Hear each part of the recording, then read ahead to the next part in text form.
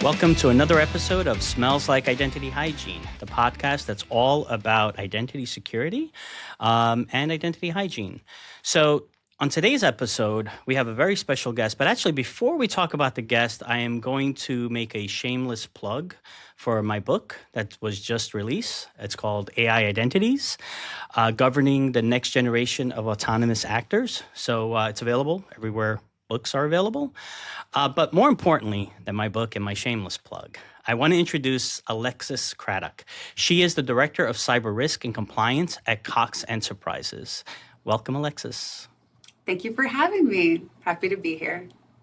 So, Alexis, let's start with, I usually like to start with having the guest tell us a little bit about themselves, a little bit about their role, and kind of their journey to how they got to where they are. But if you could start with telling us a little bit about yourself and your role at Cox Enterprises.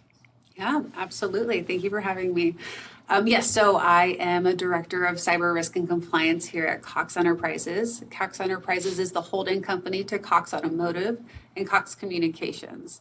We're a privately held, family-run business over here, and my role is to assist in the identity space and specifically within the privileged access management space. So, what drew you to this specific kind of corner of cybersecurity? Yeah. So it's like it found me. I did not find it. So earlier in my career, actually, when I was in college, I majored in political science, and my dream was to work for a 3-letter government agency doing clandestine work or analyst work. And so funny how my current career is completely different than that. So I fell into identity when I started working for a consulting company, a Big Four. Had on-the-job training. You know, they had many customer needs in the identity space. I'll be forever grateful for that little section in my career because I got to see so many different customers at different points in their identity journey, whether they were just starting looking at strategy, or you're coming in post-breach, or you're coming in for a tool implementation or for remediation work. You're kind of placed in, parachuted in, and you need to solve the problem in many different aspects of identity. So it gave me a very well-rounded training and background in order to kind of take the next step in my career, which was then to go to Cox Communications. So I have 2 out of the 3 of the Cox on my resume. But to go over to Cox Communications and to assist in their identity journey over there, implementing an identity platform and a privileged access management platform, and really continuing on that journey there until I looked over the courtyard and came over here to Cox Enterprises to essentially do the same thing, to start out in the next phase of our identity modernization, which included not just our IGA platform, but our privileged access management as well. So it started where you were going to be a badge, possibly gun-wielding superhero, right? Uh-huh. We'll call it legal superhero. Right, a legal superhero. It's funny, I used to tell my son when he was younger, now he's a teenager, so he can kind of see through my lies, that my job was to stop hackers, that I was like one of those guys on TVs that starts typing and everything's on the screen and spins around. I was one of those guys. And now he sees, he's like, I've been to your office. You're mostly in meetings all day. Yeah. My older son thinks the same thing, where he's like, oh, it's really cool because you have like Pac-Man here. And I'm like, yeah. I used to be able to tell him that I would stop the bad guys on the internet. And now he's just as interested in the snacks on campus and the video games. I mean, even if you did join one of those agencies, there's still all the paperwork you'd have to do, right? So there's still the boring aspects of the True. You get a badge. True. Maybe we can make ourselves badges that we carry around just to make ourselves feel. There you go. Yeah, but it's interesting because I don't know a lot of people that specifically wanted to go into identity. We all have this unique journey of it found us, and I'm just really lucky that I really enjoyed what I started out doing, and I took the next step, and every step in front of me, this feels good, this seems right, and I really enjoyed it. And in identity, the problems are always changing, and so there's always something new to learn. There's always something new to take care of. It's a great place to be. I love what I Yeah, I do. mean, and it's also we really didn't have a choice, right? Yeah. As you know, the as the perimeter went to around identity, not around some network or firewall or some office, you had to move to identity if you wanted to be relevant in terms of cybersecurity. This is where people get attacked, right? And this is what you need to protect. So that's where you need to be. Exactly. Yeah. Identity is the key to protecting everything within your castle. So when it comes to IAM, identity programs, identity security, it often lives behind the scenes, right? It's not something that is apparent, although arguably every employee in every organization knows, oh, I have to log in to access my systems. They interact with identity every single day with what they can and can't do, but the operations of identity management live behind the scenes. With the organizations you worked for, how do you advocate for what these programs are, why it's important, why money should be spent on it, why people should be paying attention to it? Yeah, absolutely. That's a great question. So first and foremost, I would say, we need to not frame identity as a security control. Identity should be looked at as a business enabler. Our C levels, our executives, they don't worry about access controls, right? Which we can at our level. They care about growth and resilience and speed. And we're very lucky because identity, if positioned correctly, can sit at the intersection of all three of those. Not only are we looking at how fast we can onboard people into our organization, but it's how quickly you can adopt software as a service, cloud, different cloud accounts, how quickly you can respond to incidents. And also too, I think the traditionally there's the fear mongering of this could happen to us, this could happen to us, we could be breached, ransomware. I think positioning it's if not now, if it's it will happen, it's an inevitability, and when that does, how do we contain the blast radius? How do we keep somebody from transversing in our laterally in our organization? Every major breach today, identity is at the forefront of it. Stolen credentials, overprivileged access, weak authentication, you name it. But if we frame it as that we're not just reducing risk, but we're shrinking the damage of something that will inevitably happen, I think that that's a really good place to be. Um, And I guess what are some of the, sorry, go ahead. I was just going to say too, I also think at looking what's important to your organization from an executive level. So, what matters to the business, and if you can take your metrics and tie them back to that, that is going to be a key way of obtaining funding for any type of program that you're looking for. Yeah, it's interesting because I mean, definitely, cybersecurity in general, has a lot more visibility to senior leadership, even non-technical senior leadership, right? It's something that we've heard boards talk about, or this is a board visible event, or something that, especially when you have things like major breaches happening, not necessarily to the organization themselves, but like to a peer or to a competitor. And they're like, Mm-hmm. wait, are we going to have the same problem? Right. Mm-hmm. But I think, identity, when you're not talking about pen testing and firewalls, the connection between identity and protecting the estate uh, could be a little gray for someone who isn't technical. Right.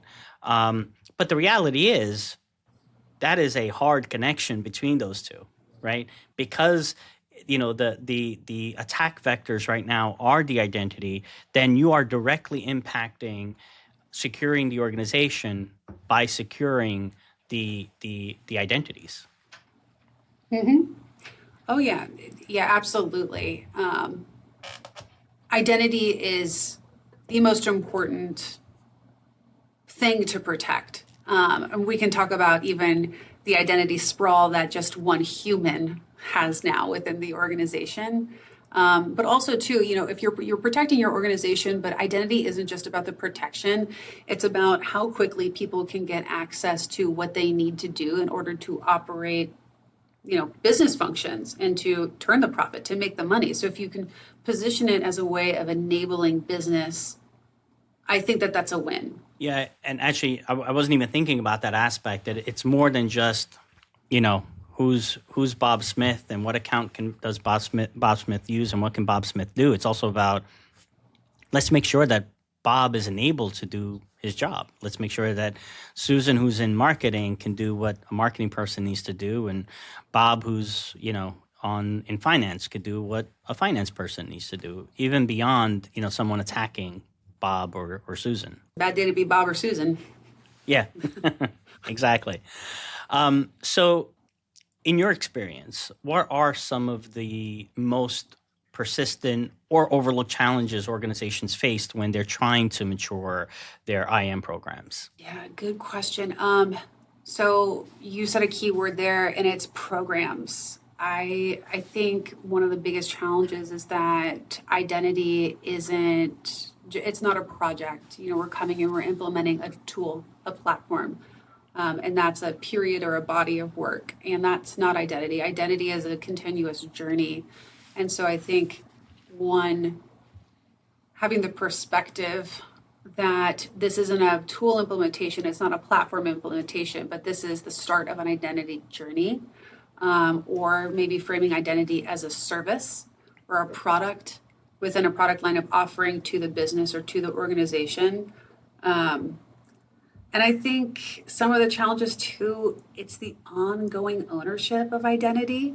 So identity can often sit, within, we've seen it move into cyber, but, is it a true function of HR? Is it a function within finance? Where does it appropriately belong within the organization? Who are the true customers of that?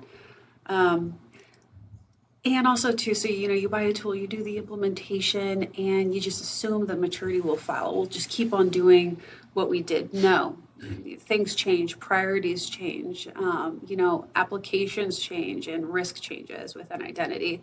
So it's the ability to meet the change of business and the change of adoption of technology with identity together over time, I believe. It's not a 6 months project. It is an ongoing program that we need to feed and water and care and continuously iterate. And one more thing on that too. So a tool doesn't fix the technical debt. It can certainly help with it and maybe highlight where you have it. But once you have something new, you need to do the housekeeping of, do I have entitlement sprawl? Do I have over permissive access that I need to clean up? What does my data quality look like that I'm actually feeding into the identity system? So there's a lot of cleanup that has to be done too to reduce the technical debt, not just slap a bow on this new tool and call it a day. Another challenge that's not taken into consideration, or should be considered rather, would be the amount of user acceptance that needs to be widely communicated throughout the organization. So often you buy a tool and, we're changing the way that we're granting access or obtaining access and removing or whatnot. And you have to think about the downstream of that, who are the users of the system? Is it self-service? And what is the training that needs to go into that user adoption in order to, really protect your investment of bringing in a new tool and changing the way that you're going about granting that access. So you can't just think about that technology. You have to think about how that impacts your user base of your tool. Who are your customers? And you mentioned kind of identity is always evolving. I'm going to do another shameless plug for my book, but in my book, I talk about AI identities, right? The idea that we've always had human, non-human identities, and AI identities are kind of a combination of those two things, right? Because you have the speed and velocity of machines, with the LLM essentially giving you some human qualities of how a task is completed. It's goal based, not script based, right? And that need to have a completely separate category of these AI agents who not only can just write a haiku about basketball, but they could also as agents, do things like actually do some IAM provisioning tasks, like creating accounts, disabling accounts, provisioning access, removing access, or Yeah. sending emails. If it's a CRM, for example. So how does that play into it? Yeah. Do you think that we do need this, like, a whole new category, and is that going to present a whole set of challenges for Oh, yeah. IM professionals like yourself? Oh, yeah. 100% absolutely. Actually, this is a thing that's been on my mind nonstop lately, has been the whole NHI AI of it all. And I love what you just said about, so we could use AI, or, we could use AI to execute some type of identity function.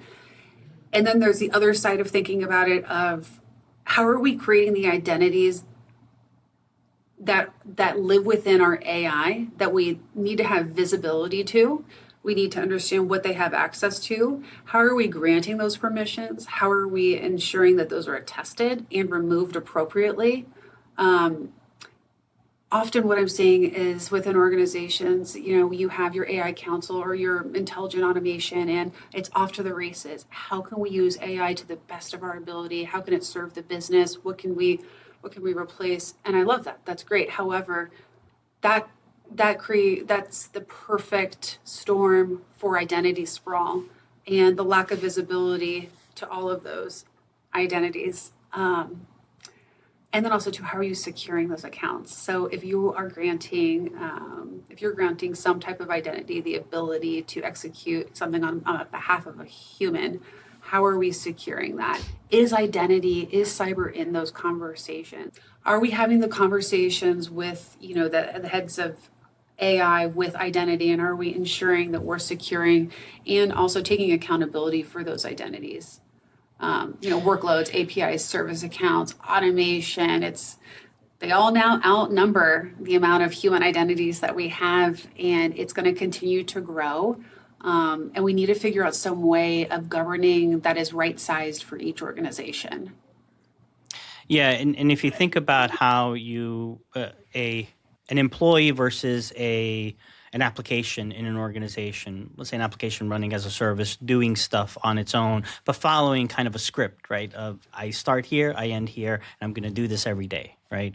Whereas a human, it kind of bobs and weaves, and one day is working on this, one day is working on that, and that human has a goal in mind of what their job is and what they're supposed to accomplish. And then it uses all its resources at its disposal to complete that goal. Well, that actually, an AI agent does more of that than necessarily the other piece, right, of starting here and ending here, except that the human has to take breaks, has to eat lunch at some point, has to go to sleep, has the weekend off, right? They get burnt out. Now you have a goal-based system or goal-based identity that can bob and weave, but they have the speed, the velocity, and the need for no breaks that the machine has, right? And that does add that whole layer of complexity. It's great if you're going to use it to help you with the work that you have to do. Again, whether it's you're in sales or marketing, finance, or IM. But if you are in IAM, and especially if you are in security, the access that goal-based system has with the speed with which it can make those changes has got to be a little bit concerning, a lot concerning. Oh, right. Yeah. Truly, the lack of visibility into it all is it's scary, and it's also I know it's not just here, but I'm sure it's everywhere where it's the race to AI at all, right? So Hmm. when we're doing things at rapid speed, or we're not slowing down and putting some governance or some guardrails around these identities, it's a perfect storm. So it's an exciting thing to it's very exciting to think about what we can accomplish using AI, or any type of NHI really, but how are we going to go about doing that, and doing that in a secure way, so that we're not putting the business at risk, but we're also enabling new technologies to accomplish what we need to get done. Yeah, it's the age-old problem, right? You Yeah. you want to protect the environment, but then you don't want that protection to prevent the business from being competitive.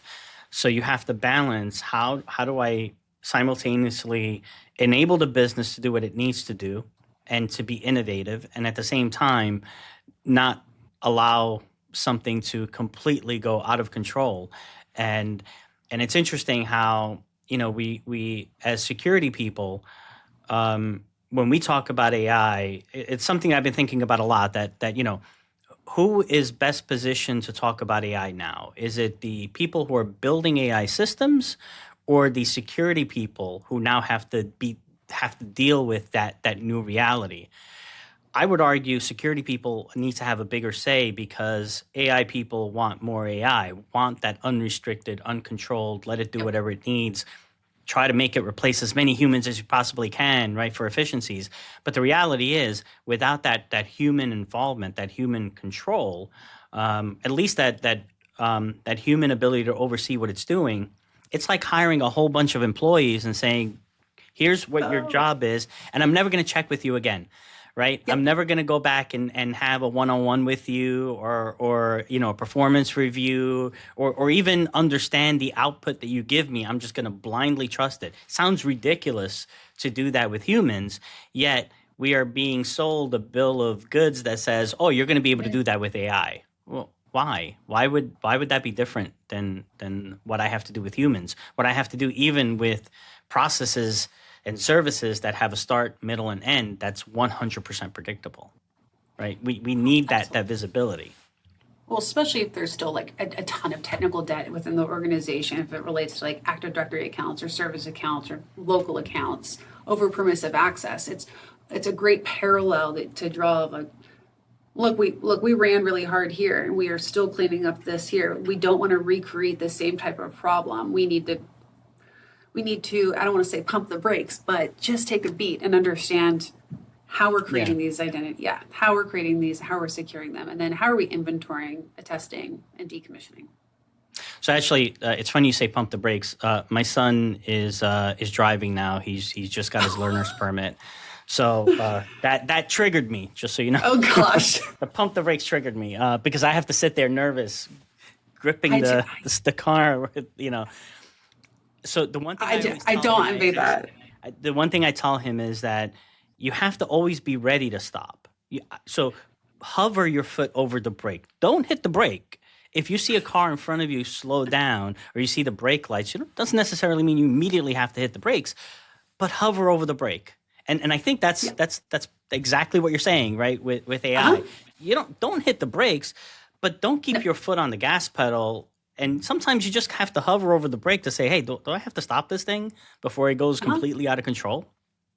Yeah, I think also too, it's we don't want to stifle the innovation. So being born, brought up as an engineer, it's like I got to, I'm still am excited about new technologies and what could I do with this new technology, and that motivates me, that feeds me, right? So it's like you don't want to stifle your employees from being innovative with technology. You want to work together to find the right size solution for your company.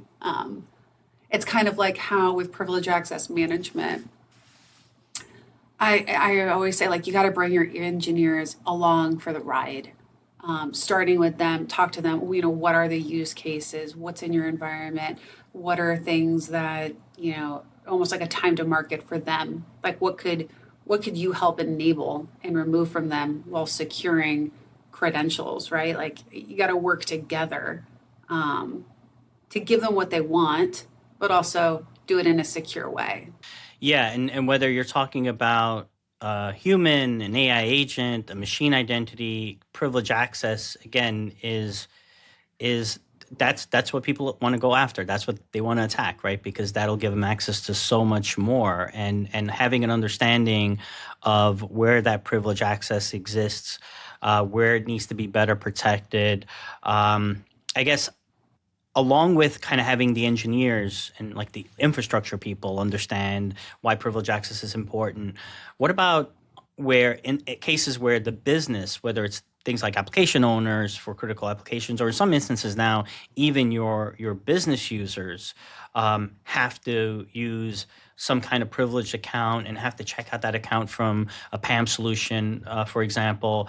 Um, how do you explain to, Bob in marketing who manages access to the CRM system, why it's important for them to think about privilege access differently than just regular access? Yeah, great question. I would say, when in doubt, educate.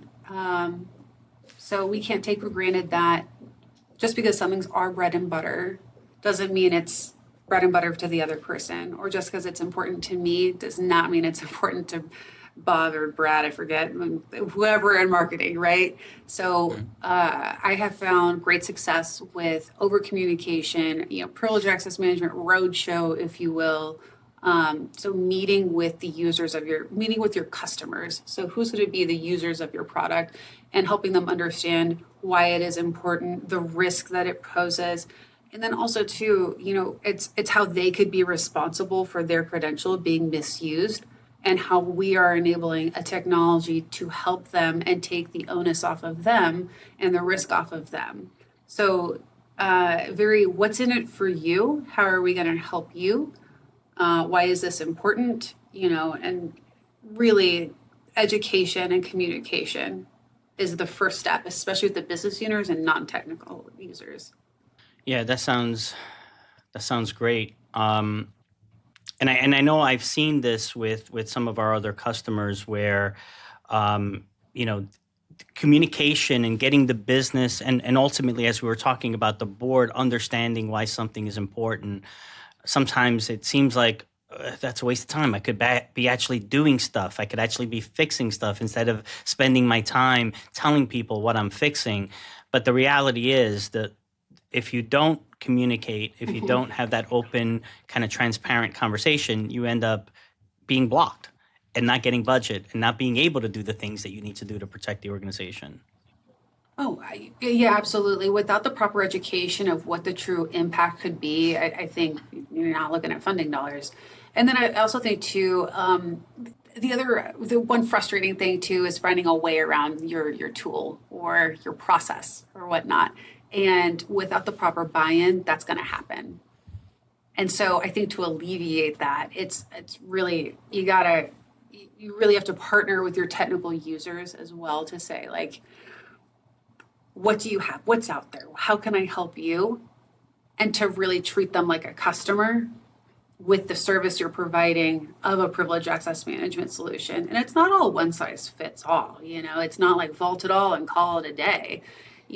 Today's technologies are so advanced, and there's so many features where if it's an ephemeral use case, great. That's super. It could be an ephemeral use case for a user. It could be something where they're able to use their native tool of choice while still using a privileged credential. It could be a simple just-in-time access workflow for something they need to do. It's not a one size fits all. I think it's really about understanding what the environment is, where your use cases are, and bringing your engineers, technology users, and your business users along for the journey. I think in olden days it's been, like, hey, use security as a stick, and you catch more flies with honey. Yeah. So you've now been and I just want to shift gears a little bit and Yeah. go back to talking a little bit about your career. You've been a security and technology leader for a while now. I guess, what advice would you give someone that person who was a poli sci major, Yes. who dreams of having a badge and a gun to Right. protect the country, but then gets a little taste of security, gets a little taste of technology, and realizes, oh, I really like this a lot. What advice would you give that person, given everything that we talked about this entire podcast, right? That's the reason I kind of left this question at the end. Given everything we've talked about and all the changes that are happening, not just with AI, but in general, and how identity has evolved, what would you tell someone that says, I want to do what you do? Um, that's a great question. So I will say, I think that technical depth, that gets you in the room, but leadership is really about translation and trust. Um, so a few things that I've found success with that have really helped me is figuring out how the business really operates and what is important to the business, and finding some way of translating how identity is a service to the business and how it really enables the business. And then from a privilege access management standpoint, how you need to prioritize risk of these accounts in order to protect the business. And what would it mean if one of these accounts was exploited? Is it financial? Is it exploitation? What could they exploit? What kind of reputational risk would that have in terms of damage to the organization? So translating those things from technology to business. I'd also say, it's okay to set a boundary. It's okay to say no, but to give an alternative plan of how to accomplish something.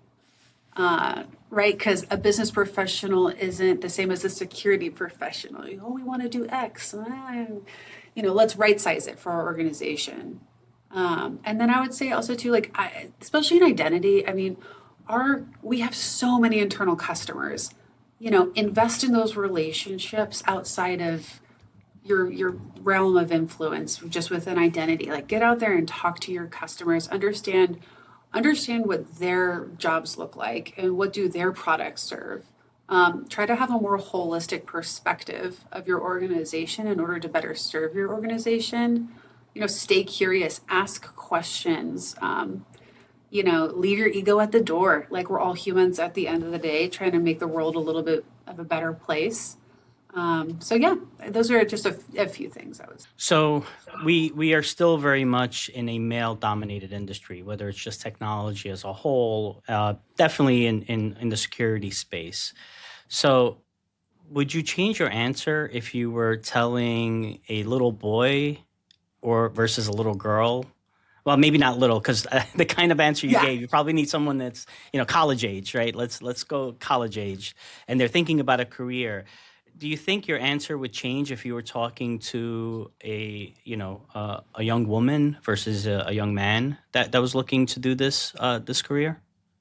That's such a good question. So being the mother of two young boys, it is so important to me to have them see me as a professional, a leader, a businesswoman, a student going back and getting my master's, all of those things. It's important for me to teach them, and to, even if I was speaking to another, younger man, is, to be an ally, I think, to those around you and to those who may not look like you. We all have different walks of life, and I think what we all bring to the table is what just makes life the best. Having a different perspective, having a different experience, and sharing that. I think to a little girl or to a young woman, and mentoring young women is very important to me. A member of WIT and on the women's board here for IBT for many years. You deserve a seat at the table. Speak up, stand up. Your opinion and your expertise is priceless. Whether you think that or not, it is. And to have confidence in that. So I don't think my answers would necessarily change, but probably maybe more nods of confidence to the woman, and then allyship to the men. Yeah. So, and look, the reality is, and I think part of the problem is that most people don't acknowledge this, is that you probably had to work a lot harder than I had, right, for our industry, right? And that's just the reality. It was a trick question, because the reality is, if there wasn't that discrepancy, you would have immediately said, absolutely not. Why would that? Right. Why would my opinion be different? Right? Why should gender affect what my answer would be in telling someone how to be a good leader? But the reality is, we still live in this kind of this discrepancy where, if you are a woman in security and technology, you kind of have to be resigned to the fact that you will have to prove yourself more, work harder more, right, than your male counterpart. The ideal would be that goes away. And I think it's getting better, right? You can think about just going to trade shows, and it used to be full of men, right? And now you definitely see just as many women as you see men, but I think there's still a lot of work for us to do as an industry to kind of fix that disparity. I couldn't agree more. I think so I'll say so two things came to mind. So integrity knows no gender.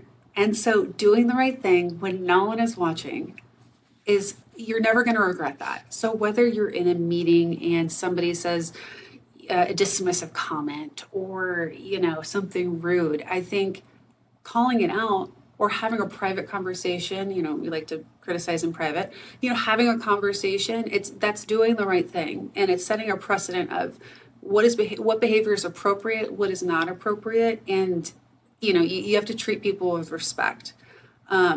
Also too, I mean, like one thing, so like you and I both know Rita, like Rita's one of those people that, as a female leader, she's happy to have a conversation. She's pulling up other women with her. And I think that's an obligation to us all to like pull up everyone around us, especially, yeah, I mean, it's important to pay it forward. It's important to mentor and to give back. So I'm going to do another shameless plug, but Rita was actually the Yay. guest on the podcast in the last episode, and I told a story about how I did a career day at my son's school, and the students were kind of not really paying attention, but then when the young women came over, and I just happened to mention, oh, our CEO and founder is female. All of a sudden, they perked up, right, and they kind of started asking me questions, right, and they were probing me, and I think what was interesting, what I said in the previous episode was it wasn't just happening with the young girls, right? The young women, the young men also kind of prepped up and started probing me, right, and asking me questions. So I think things are absolutely getting better, but it's not something that we could just assume it's just gonna the disparity is going to fix itself, right? I think, Right. A lot of the work that you're doing, kind of making people, mentoring people, making sure that they know what they need to do, I think is a big part of kind of what we all have to do collectively as an industry. Thank you. So, Alexis, we have reached the part of the podcast where we stop asking serious questions and we ask one fun question. Okay. So I know you and I've already given you the question. I usually don't. I've given you the question. Not. I haven't given you a lot of time to think about it. It's just the beginning of the episode. But the question is, what's the weirdest, most unexpected hobby or skill you've picked up recently? Oh, wait. Oh, recently? Okay. This isn't recently. It doesn't have to be recently. Yeah. I played violin from the time I was 5 to 18. 5 to 18. So you've stopped playing violin? Yeah, it was something, it was like, you will have, you will be in sports, but you will also, which is my other fun fact, but you will be in sports, but you also will play an instrument. And so I used to be just so stubborn. I'm like, well, if I don't have to do it anymore, then I'm not going to do it. And I regret it because how cool would it have been to continue that skill and still have it today? I would have had you bring the violin today and play us a little. I know. Play us off, at the end of the episode. Yeah. So it's interesting. Right at 18, was it like on your birthday? That's it. You put it down and never picking this up again. No, it was. I was 18 and I knew everything, and I'm going to college and I'm gonna rule the world. Yeah. So I'm gonna make my own decisions. I'm an adult now. So little did I know, right? Little did we all know. So do you still own a violin? I do still own a violin. Yes. And can you still play it? When's the last time you picked it up? Oh gosh, not for such a long time. But I think it's kind of like riding a bike. I'm sure that if I wanted to, I could. Is it the kind of thing that now that we've talked about it, you're going to go home tonight, crack it open, and see if you could actually play? Maybe. We'll see. I will let you know if I do that. Well, so now, again, not to put you on the spot, but now that we've talked about it, our listeners, our viewers are going to want a small clip of you playing the violin. So do you think you can record yourself? Phone quality is fine. Record yourself, maybe have one of your kids, hold the phone, record you playing the violin. Small little, Maybe I'll try to find a picture of me playing it when I was a child. I mean, we could do that. We'll see. I will say one really cool thing about Cox, in our within our technology, we call it IBT, and we have so many talented musicians. Like one of my colleagues, he's in a band, drummer, guitarist on our identity team. He plays the drums. My counterpart plays guitar. I mean, it's truly, I should probably pick up the violin because there's something I'm better. Put together a band. I know. Yeah. But Alexis, this was amazing. You are invited back anytime. Thank you. You let me know. This was great, and thank you so much for being a guest. Oh my gosh. No, thank you so much. I love speaking with you, and of course talking identity is awesome. So thank you so much for having me. It's a pleasure. Thank you for listening to this episode of Smells Like Identity Hygiene. Smells Like Identity Hygiene is a production of Sphere Technology Solutions, and our producer is Matthew Flynn.